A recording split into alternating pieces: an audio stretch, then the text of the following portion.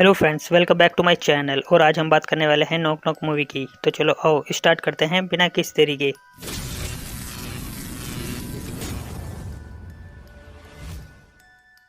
Movie की शुरुआत में हमें ईविन नाम का एक आदमी दिखाया जाता है जो कि शादीशुदा होता है और उसके दो बच्चे भी थे और उसकी वाइफ का नाम केरन होता है। ईवन बहुत अच्छा आदमी है और वो अपनी फैमिली से बहुत प्यार भी करता है। इसकी वाइफ आर्टिस्ट है और वो मूर्तियां बनाती है। अब हमें पता चलता है कि आज फादर्स डे है और ईवन के बच्चे ईवन से केक लाने के लिए बोलते हैं और गिफ्ट के साथ सेलिब्रेट करने को बोलते हैं। तभी वहाँ केरन का असिस्टेंट लुइस केरन की मूर्तियां लेना आता है, मगर मूर्तियां भी अभी गीली होती हैं, इसलिए वो कुछ दिन बाद आने को बोलकर वहां से चला जाता है। अब जैसा कि आज फादर्स डे था, इसलिए ईवन की फैमिली बीच पर जाने का डिसाइड करती हैं, पर ईवन को आज काम था इसलिए वो बीच पर नहीं जा पाता और घर पे ही रहता है और उसकी फैमिली बीच पर चली जाती है। इसके बाद ईवन घर पे काम करने लगता है, तभी उसकी डोर पर आवाज आती है। जब ईवन डोर खोलता है तो वहाँ पर दो लड़कियां होती हैं जो बारिश की वजह से पूरी तरह भीग चुकी थी, जिनमें से एक लड़की का नाम बैन होता है और दूसरी का नाम जेनेसिस था। बारिश में भीगने की वजह से उनका मोबाइल भी खराब हो गया था, इसलिए वो ईवन के मोबाइल से कॉल करने को कहती हैं।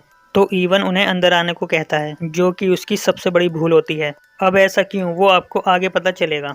अब अंदर आने पर वो लड़कियां ईवन को बताती हैं कि वो दोनों एक पार्टी में जा रही थी, लेकिन वो जगह बहुत दूर है इसलिए हम नहीं जा पाते। अब ईवन उनके लिए एक कैब बुक करता है जो कि 45 मिनट में आने वाली थी। अब जब तक कैब आती तो ईवन उन्हें पहनने के लिए गर्म कपड़े देता है, क्योंकि उनके कपड़े पूरी तरह से भीग चुके थे, और उनके लिए कॉफी भी बनाता है। अब कपड़े बदलने के बाद वो दोनों लड़कियां ईवन से बात करने लगती हैं और धीरे धीरे ईवन से काफी ज्यादा फ्रैंक होने लगती हैं। लेकिन ईवन को ये सब ठीक नहीं लग रहा था, इसलिए वो उन दोनों से दूर होने की कोशिश कर रहा था। वो बस कैब के आने का इंतजार कर रहा था ताकि वो दोनों यहाँ से जल्दी से चली जाएं। अब टाइम भी बीतता जा रहा था, अब कैब आने में सिर्फ 5 मिनट थे। तभी वो लड़कियां वॉशरूम में जाती हैं। फिर ईवन देखता है कि कैब आ चुकी है, तो ईवन उन लड़कियों के कपड़े लेकर उनके पास जाता है और उन्हें बताता है कि कैब आ गई है, अब तुम दोनों जल्दी से बाहर आ जाओ। लेकिन उनसे अंदर से कोई आवाज नहीं आती, तो वो आंख बंद करके अंदर जाता है। अंदर जाने पर वो देखता है कि वो दोनों लड़कियां नहा रही थीं। फिर वो दोनों ईवन को पकड़ लेती हैं, पर ईवन उन्हें मना करता है, लेकिन वो दोनों ईवन के साथ जबरदस्ती करने लगती हैं। अब ना चाहते हुए भी वो भी उनके क्लोज आने लगता है और उनके साथ रोमांटिक टाइम बिताता है। उधर जब कैब वाले को कोई जवाब नहीं मिलता तो वो वहाँ से चला जाता है। अगली सुबह जब ईवन उठता है तो वो देखता है कि वो दोनों लड़कियां रूम में नहीं हैं। उसे लगता है कि वो दोनों जा चुकी हैं। फिर वो जब किचन में जाता है तो वो देखता है कि वो दोनों लड़कियां किचन की बहुत ही बुरी हालत करके बैठी हैं और सारा सामान इधर उधर बिखरा हुआ था। ये देखकर ईवन उन दोनों से पूछता है कि तुम दोनों अभी तक यहाँ से गई नहीं।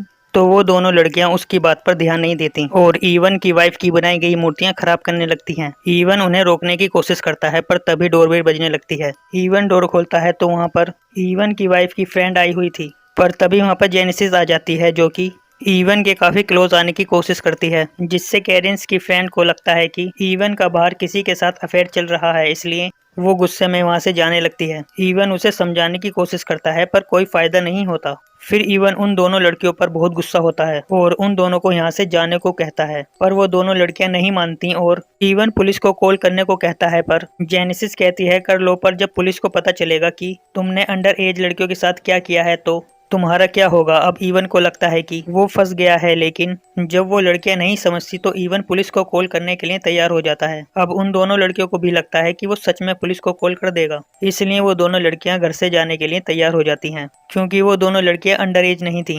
अब ईवन उन दोनों लड़कियों को कार में बिठाकर एक जगह छोड़कर आता है। फिर घर आकर सारे घर को साफ करता है। अब रात को जब ईवन अपना काम कर रहा होता है तो उसे कुछ आवाजें आती हैं। अब वो वहां पर जाके देखता है तो उसका फोटो फ्रेम टूटा हुआ था।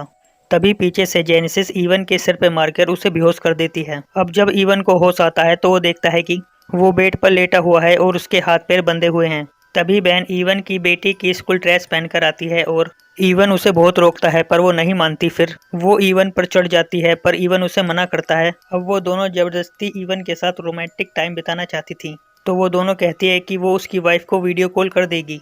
अब ईवन ना चाहते हुए भी उनके साथ रोमांटिक टाइम बिताता है। फिर बैन ईवन के साथ रोमांटिक टाइम बिता रही थी, तभी जेनेसिस उसकी वीडियो बनाकर रूम से बाहर आ जाती है। तो ईवन किसी तरह खुद को आजाद करके बैन को नीचे फेंक कर बाहर भागने लगता है, लेकिन जेनेसिस उसे मारकर घायल कर देती है और उसे रस्सी से बांध देती है। तभी वहाँ पर केरन का असिस्टेंट लूसियस आता है, जो उन लड़कियों को देखता है और उनसे कहता है कि तुम कौन हो।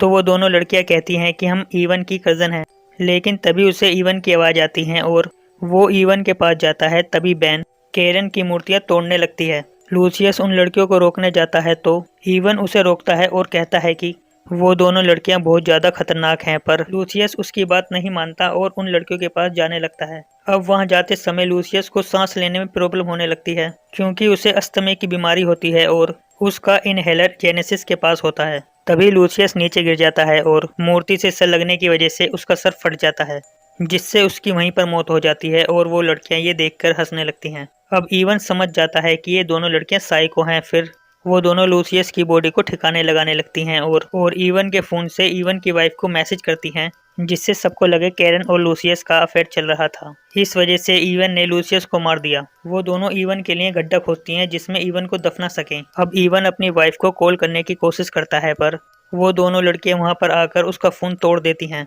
और घर को भी तोड़ने लगती हैं। अब ईवन हेल्प हेल्प चिल्लाता है तो जेनेसिस उसके सामने गन पॉइंट करती है, उससे वो खामोश हो जाता है। अब सुबह वो ईवन को उस गड्ढे में गाड़ देती है जहां उसका बस सर बाहर होता है। फिर वो लड़कियां बताती हैं कि वो दोनों उसके साथ एक गेम खेल रही थी जिसमें वो शादीशुदा आदमियों को टारगेट करती हैं और उनकी फैमिली को बर्बाद कर देती हैं।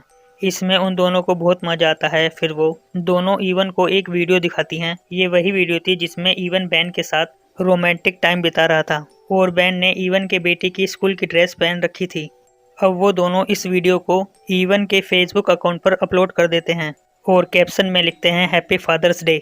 अब सब लोग वो वीडियो देख लेते हैं और अब वो लड़कियां अपना दूसरा शिकार ढूंढने निकल जाती हैं।